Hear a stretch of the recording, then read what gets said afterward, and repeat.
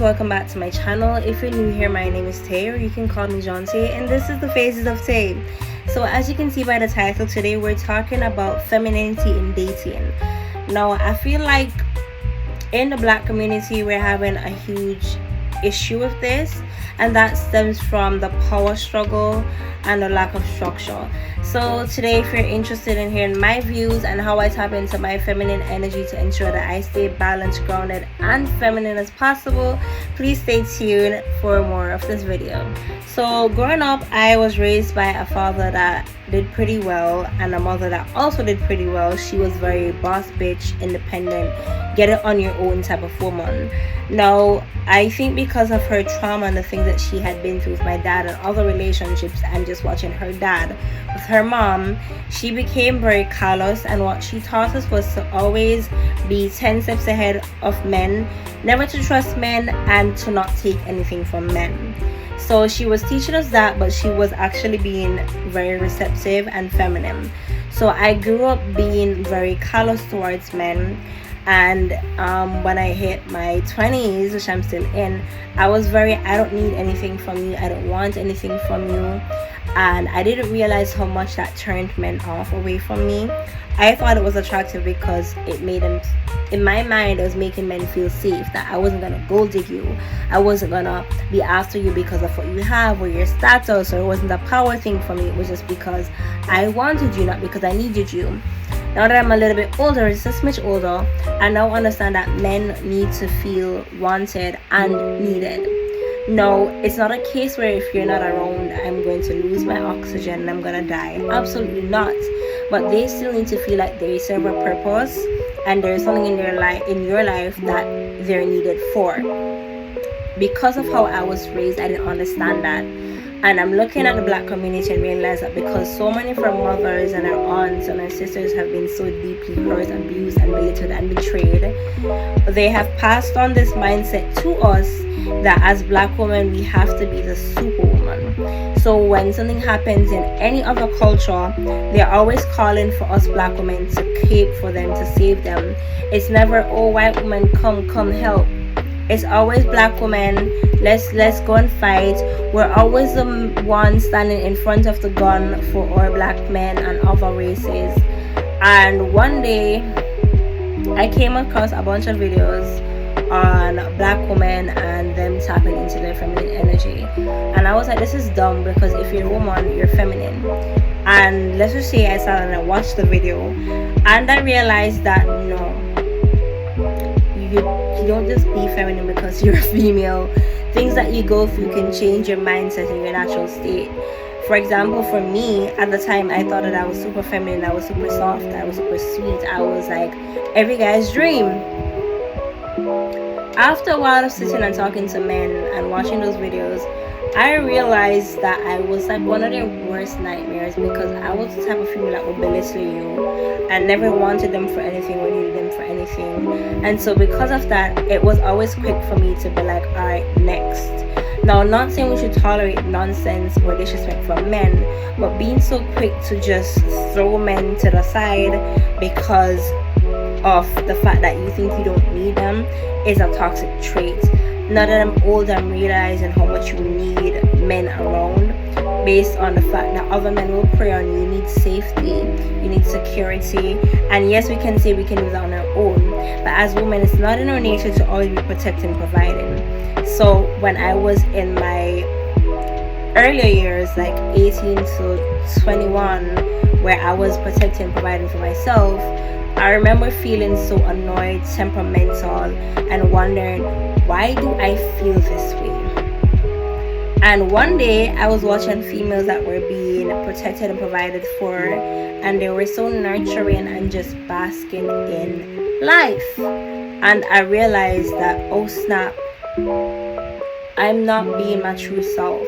And how I know it was my true self is when I was growing up, I said to my mom I wanted to be a housewife and I wanted to have 5 kids. I wanted to be there for them 24/7. Now that I'm old, I'm realizing that stemmed from the fact that my mom was always working, and so was my dad.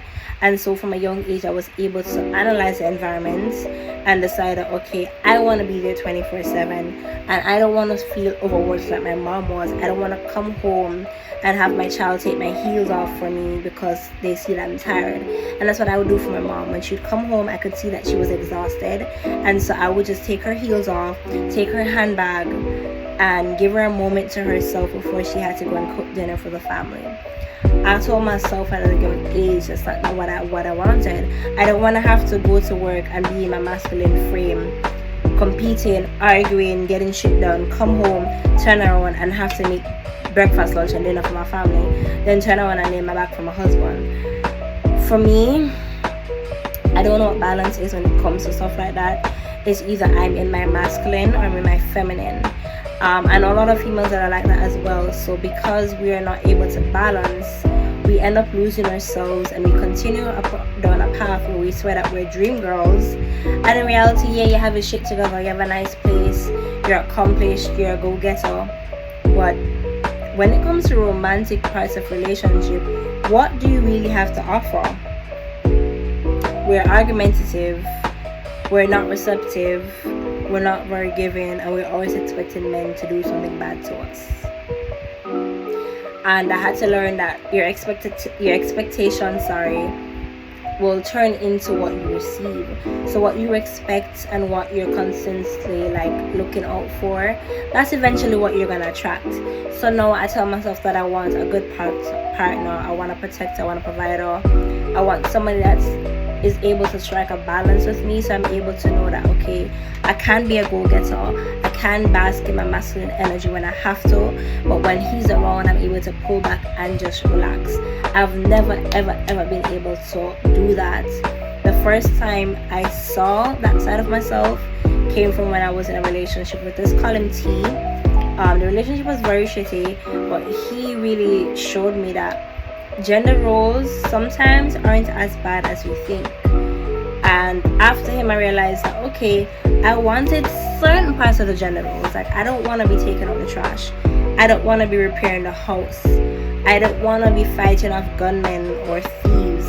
I want to get up, I want to provide for my family, I want to provide a nice meal, I want to nurture my family, I want to ensure they're well, I want to plant things. Like, I like to garden, I like to cook, and I like to decorate. And so long of my life, I forced myself to think that that was not me. So now that I am awake again and understanding who I am and who I'm becoming, I wanted to share this video to let any female out there that's going through stuff or was as broken as I was to know that getting up every day and being so detached and cold-hearted and just, I don't need shit from a nigga, I don't need a man, means that there's something wrong with you. In here, there's something that's going on that's making you not trust men to the point where you have to advertise that niggas ain't shit 24/7. Yeah, we know that men do things, but when you have to advertise it and every guy that comes around you, you don't really give the time of day, but you want marriage and want children, but you won't really entertain men, that signifies some deep-rooted issues. So if you're watching this, I want women to understand that it's okay to be soft, gentle, and it's okay to be masculine and a boss bitch and a boss man. But we need to strike a balance and remember that as women, we're vessels and we're meant to receive. And it is totally okay to accept from your romantic partners, your friends, and to also give in exchange because you don't want people to feel like you're using them. So I hope this has touched someone because I know that I needed to hear this. And I'm grateful for the women that I'm now becoming friends with now that are able to kind of guide me out of such an aggressive space for me to understand that, yo, wearing pink is cool. Growing up, I was teased for liking pink. I was teased for liking stuff like this, like nice earrings with studs. It was like, oh, you're so girly. Now I'm an adult and people want you to be girly. And now I'm like, oh, I can actually be me? Who would have thought? So if you went through the things that I went through, or you're going through what I went through, I hope this video speaks to your soul, your broken feminine side, your natural side, who you are at your core, and is able to uplift you the way life has really shifted my mindset and to give you a new start. Until next time, my name is Jonte. You can also call me Tay. This is the Phases of Tay. Please don't forget to like, comment, share, and subscribe to my channel for more content. Stay beautiful, stay blessed, stay kind, soft, but stay boss bitches. Bye, Flower Child. I love you.